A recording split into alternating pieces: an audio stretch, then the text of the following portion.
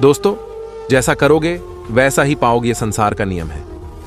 एक भिखारी स्टेशन पर पेंसिलों से भरा कटोरा लेकर बैठा हुआ था।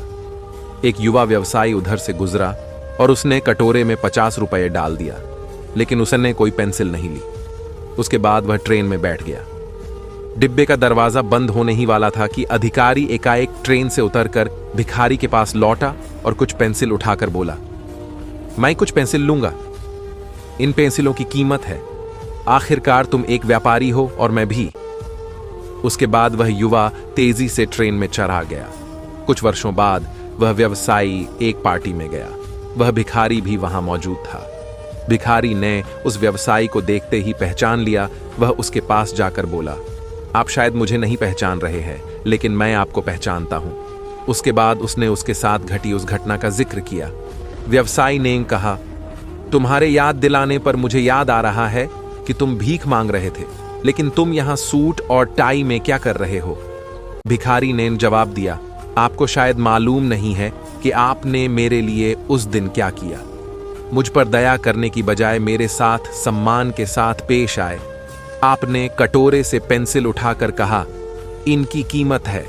आखिरकार तुम भी एक व्यापारी हो और मैं भी।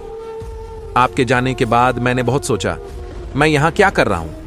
मैं भीख क्यों मांग रहा हूं? मैंने अपनी जिंदगी को संवारने के लिए कुछ अच्छा काम करने का फैसला लिया। मैंने अपना थैला उठाया और घूम घूम कर पेंसिल बेचने लगा। फिर धीरे धीरे मेरा व्यापार बढ़ता गया। मैं कॉपी, किताब एवं अन्य चीजें भी बेचने लगा और आज पूरे शहर में मैं इन चीजों का सबसे बड़ा थोक विक्रेता हूं। मुझे मेरा सम्मान लौट आने के लिए मैं आपका तहे दिल से धन्यवाद देता हूं, क्योंकि उस घटना ने आज मेरा जीवन ही बदल दिया। फ्रेंड्स, आप अपने बारे में क्या सोचते हैं? खुद के लिए आप क्या राय स्वयं पर जाहिर करते हैं? क्या आप अपने आप को ठीक तरह से समझ पाते हैं?